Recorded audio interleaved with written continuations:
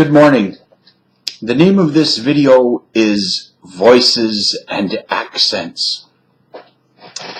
Unfortunately, even in this second decade of the 21st century, many people are judged positively and or negatively by their voice and most especially their accent. I'm thinking specifically about the media, television in particular, television and film. If Hollywood wants to depict someone as stupid, dumb, or ignorant, they usually have someone with a southern accent. Conversely, if they want to, well, here's an example. Hey, how y'all doing? Y'all coming down? I hope y'all Yankee tourists come down and visit us. We really don't like Yankees, but we sure do love them Yankee dollars. So all y'all Yankee tourists, come on down. And in commercials and, documentaries where they want to give it an air of respectability and even prestige, they'll oftentimes use an English accent like. It is the most important thing in life to get an adequate education, a good education. I remember John F. Kennedy, of fond memory, who, when asked for his definition of happiness, paraphrased the ancient Greeks, who said, "The full use of your powers along lines of excellence." Now let's take that whole thing right again. Same attitude, but with the southern accent. I remember President John F. Kennedy of happy memory. And when asked about what his definition of happiness was, he said, he paraphrased the ancient Greeks, something like this, chill, right chill. The full exercise, the full use and utilization of your powers along lines of excellence.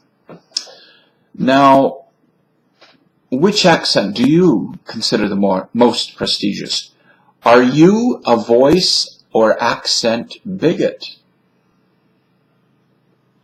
Which, if you thought that the British accent was more prestigious than you are, you may be an accent bigot. Now, what about voices? Well, voices and accents are the spice of life. Voices to a large degree. Now, if I want to wax serious and talk to American people, let's face it, New Yorkers, I'm going to switch the subject for a second. New Yorkers laugh at Southerners and make fun of them and think they're stupid and dumb and ignorant. And this has been going on for centuries. And Southerners laugh at New Yorkers because they think they're crooked and shifty and not to be trusted. Because people in other parts of the state, when they go to New York for the first time and they see these people who talk like this, it's funny and they laugh at them. And people, if you're from New York, if you're on the East Coast, we're putting on an act anyway. We're just trying to entertain people. We like to make people laugh. We like to make ourselves laugh. But as far as the accent, New York accent is concerned, where it came from originally, some people say had something to do with the fact that New York, before it was New York, was New Amsterdam, started originally by the Dutch, then the English ripped it off and renamed New Amsterdam, New York. Long story short. Okay, so that's the New York accent.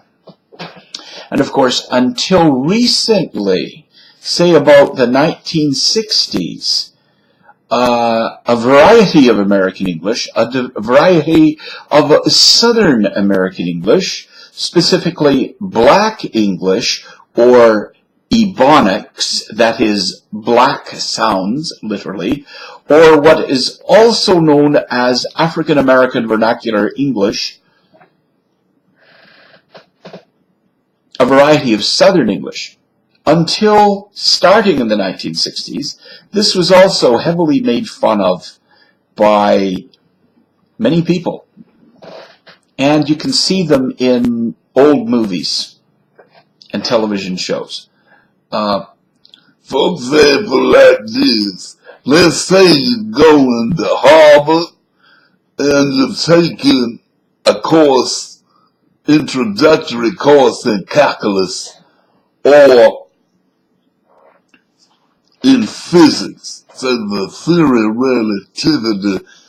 You can't really judge a person's intelligence from the voice or the accent they be using. For example, let's be talking about the theory of relativity. You take Einstein's famous equation, E equals mc squared. The E stands for the energy. The M is mass, and as y'all already know, blah, blah, blah, C is the speed of light, and you square it. Now, you better not call me square, though I'll whoop you upside your head. So, you know, and someone can talk with an English accent and still, you know, be in a funny voice. You ever notice on commercials? They use some guy with a baritone or even a deep voice, a deeper voice like bass.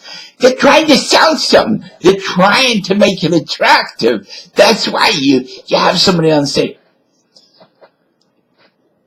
The new cars for 2013 are here. Come and buy a Mercedes. Imagine if they made a commercial. Now, everybody says they believe in equality. Okay, let's give equal time to not just attractive people, but also to people of all shapes and sizes, especially in the cola commercials, Coca-Cola commercials, because let's face it, fat folks are the ones that are drinking your product. So you should have fat folks in at least half your commercials. But they don't. And it's always somebody, you never have somebody with a high tenor voice like, "Hey everybody, how are you today? Come and buy a Mercedes and a Beamer or an Audi." Why? Because we want to get richer. We want to part you from some of your money. They won't do that, but anyways, I digress. Okay, oh, mercy sakes alive. Okay, I'm going to edit this chow, and once I figure out a way to make my face less hefty, I'll get back with you.